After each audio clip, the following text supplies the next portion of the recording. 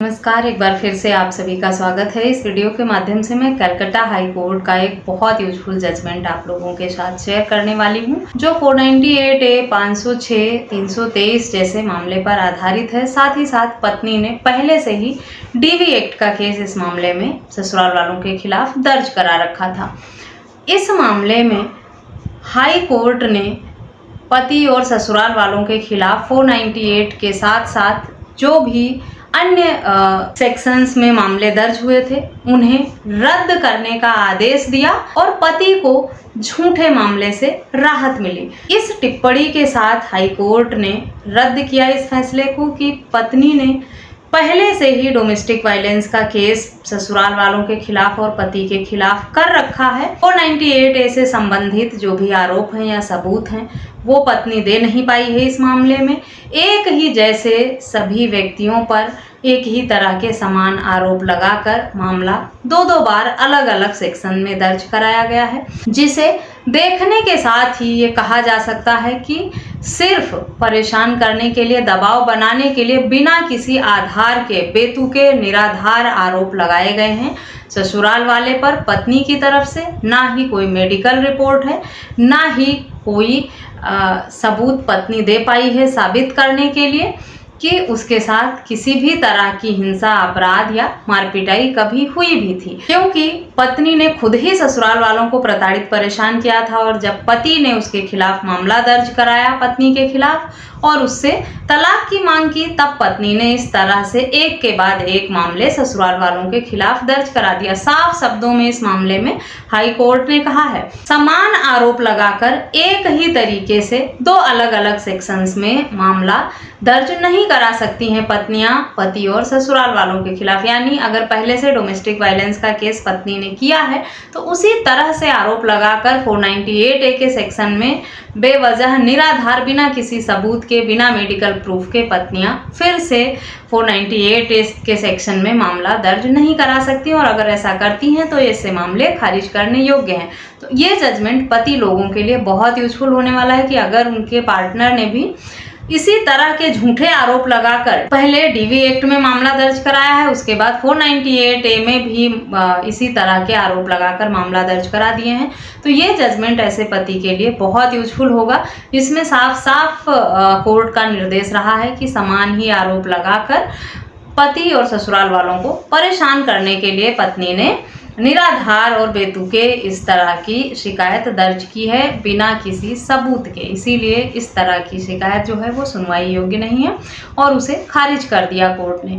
इस मामले में पति और पत्नी दोनों की 2018 में शादी हुई थी। शादी के कुछ समय बाद पत्नी का बिहेवियर चेंज हो गया, ससुराल वालों के खिलाफ लड़ाई झगड़े करने लगी, उसका व्यवहार क्रूर हो गया। उसके बाद वो पति को धमकाने लगी, केस करने के लिए, जेल भेजवाने के लिए, ये कहने लगी कि उसकी जो प्रॉपर्टी है वो पत्नी के नाम कर दे, नहीं उन पर झूठे मामले दर्ज करा देगी। इस सब तरह की धमकियां पहले पति को दी।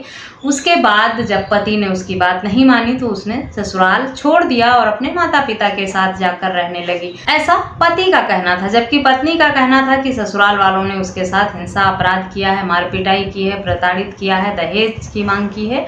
इस सब तरह के आरोप पत्नी द्वारा लगाए गए थे। इस मामले में पति और पत्नी दोनों इंजीनियर के रूप में कार्यरत थे। पति जो है वो दूरसंचार विभाग में इंजीनियर के पद पर कार्यरत था और पत्नी सॉफ्टवेयर इंजीनियर थी। दोनों पढ़े लिखे और अच्छे पद पर कार्यरत थे। उसके बाद भी इस तरह से संगीन आरोप लगाकर एक दूसरे के खिलाफ मामला दर्ज कराया गया था। पति का कहना था कि पत्नी के साथ कुछ मानसिक प्रॉब्लम है जिसके चलते वो इस तरह का रवैया रखती है। उसका व्यवहार जो है वो बहुत ही आक्रामक हो जाता है, कभी कभी अपने गुस्से पे कंट्रोल नहीं कर पाती है, और इस सब की वजह से ही वो ऐसी शादी से छुटकारा पाना चाहता है, क्योंकि उसकी पत्नी उसके साथ, ना उसके परिवार के साथ प्यार रिस्पेक्ट से रहती है, बल्कि उन्हें धमकाती है, परेशान करती है और फिर इस तरह से ब्लैकमेल भी करती है।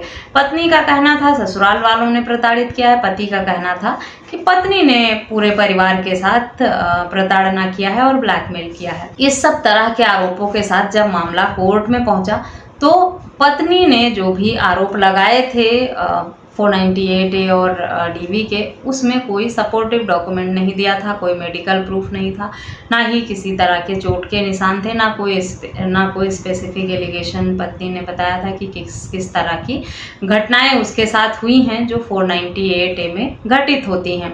तो इस तरह के जो कंप्लेंट है वो बेबुनियाद ही माने जाते हैं कोर्ट की तरफ से, जब वो सही से पत्नी अपनी बात को कोर्ट के समक्ष रख नहीं पाती, क्योंकि पत्नी ने घर छोड़ने के साथ ही DV एक्ट के अंतर्गत पूरे परिवार के खिलाफ मामला दर्ज कराया था। और उसी तरह से समान आरोप लगाकर जब पति ने शिकायत की तो पत्नी ने मामला दर्ज कराया, जिससे पति द्वारा हाई कोर्ट में चैलेंज किया गया और कहा गया कि पत्नी ने खुद प्रताड़ित परेशान किया है और फ्लैट अपने नाम ना करने पर ब्लैकमेल कर रही थी, धमकियां दे रही थी, और उसी सब के चलते इस सब तरह के मामले दर्ज कराए हैं जो कि निराधार और झूठे हैं, क्योंकि पत्नी के पास कोई सबूत नहीं है, ना ही उसने साबित करने के लिए कोई डॉक्यूमेंट दिया है। और एक ही जैसे आरोप जो DV में थे उसी तरह के आरोप पत्नी ने 498A, 323, 506 जैसे जो अन्य मामले दर्ज कराए थे उसमें भी समान ही आरोप थे। हाई कोर्ट ने दोनों मामले को देखा, समझा, उसके बाद लगा कि इस तरह का जो निराधार और बेतुके आरोप हैं वो पत्नी द्वारा सिर्फ प्रताड़ित परेशान करने के लिए लगाया गया है, अपनी बात मनवाने के लिए लगाया गया है, जो कि सही नहीं है, उचित नहीं है। और इन्हीं सब बातों को ध्यान में रखते हुए हाई कोर्ट ने 498A के साथ साथ अन्य सेक्शंस में मामला दर्ज हुआ था उसे खारिज कर दिया, क्योंकि हाई कोर्ट को लगा कि पत्नी ने जो भी आरोप लगाए हैं उसमें 1% भी सच्चाई नहीं है। जिस तरह से कहानी मनगढ़ंत और बेतुके आरोप लगाए गए थे पत्नी द्वारा, वो 498A जैसी घटना को साबित नहीं करते थे। जिस तरह के आरोप DV एक्ट में थे और जिन व्यक्तियों के खिलाफ थे उन्हीं व्यक्तियों पर और उसी तरह के आरोप 498A में भी लगाया गया था, जिसे पढ़कर समझकर शिकायत को ये समझा जा सकता है कि सिर्फ दबाव बनाने के लिए मल्टीपल केसेस पति पर किए जा रहे हैं, जो कि पति ने भी कहा कोर्ट में कि उसकी प्रॉपर्टी पर अपना कब्जा जताने के लिए, अपना हक पाने के लिए पत्नी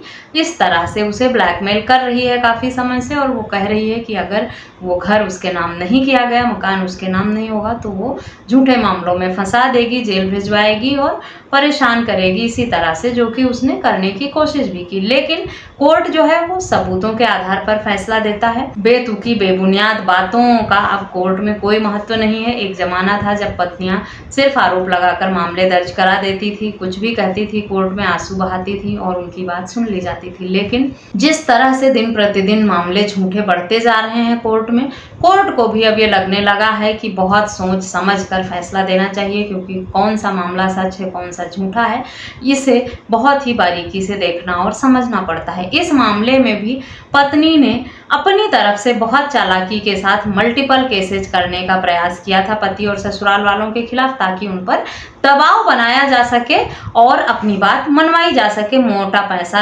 एलिमनी मेंटेनेंस के रूप में और प्रॉपर्टी को अपने नाम पर कराया जा सके। लेकिन पति ने बहुत ही समझदारी से काम लिया। जैसे ही उसके खिलाफ सेक्शंस के अंतर्गत मामला दर्ज हुआ, पति अपील में गया और हाई कोर्ट में अपनी बात को बहुत सही तरीके से रखा, जिसके बाद पति की बात को सही मानते हुए कोर्ट ने फैसला सुनाया। तो अगर आपके खिलाफ भी इस तरह के झूठे मामले हो जाते हैं, समान आरोप लगाकर अलग अलग सेक्शंस में मामले दर्ज होते हैं, निराधार हैं सारे आरोप, कोई सबूत नहीं है, पत्नी ही बदमाश है, उसी ने इस तरह से बदमाशी की है और गलत इंटेंशन के चलते उसने आप पर दबाव बनाने के लिए सब मामला दर्ज कराया है, तो आप इस जजमेंट का हवाला देकर, इस जजमेंट में हाई कोर्ट द्वारा कई अन्य हाई कोर्ट, सुप्रीम कोर्ट के जजमेंट का हवाला देते हुए फैसला सुनाया है। तो ये जजमेंट पति लोगों के लिए बहुत यूजफुल है, इस तरह के झूठे केसेस को खारिज कराने के लिए, रद्द कराने के लिए और अपने हक में फैसला पाने के लिए। जो भी पत्नियां सातिर हैं, चालबाज हैं, झूठा फंसाने का प्रयास करती हैं,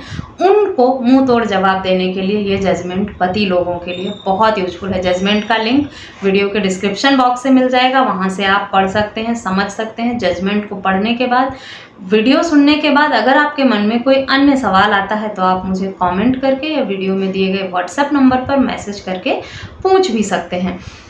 आशा करती हूँ ये वीडियो आपके लिए यूजफुल होगी। तो झूठे केसों से घबराना नहीं है, परेशान नहीं होना है, भागना नहीं है, मुंह तोड़ जवाब देना है। इस तरह के हजारों जजमेंट आपको ऑनलाइन माध्यम से मिल जाएंगे जो आपके लिए यूजफुल होंगे और आप ऐसे झूठे केसों से छुटकारा पा सकते हैं। किसी की झूठी बातें नहीं मानना है, दबाव में नहीं आना है और किसी के अनलॉफुल डिमांड को पूरा नहीं करना है। इस तरह के जो शातिर पार्टनर हैं, जो प्रॉपर्टी पैसों की लालच में शादियां करते हैं और अपनी बात मनवाने के लिए इस तरह का दबाव बनाने के लिए झूठा केस करते हैं, उन लोगों का दिमाग ठीक करने के लिए ये जजमेंट बहुत ही यूजफुल है। आशा करती हूँ वीडियो यूजफुल लगी होगी। वीडियो यूजफुल है तो चैनल को सब्सक्राइब करके बेल आइकन को प्रेस करना बिल्कुल भी ना भूलें। इस वीडियो में बस इतना ही, मिलते हैं नेक्स्ट वीडियो में, तब तक के लिए थैंक यू एंड बाय।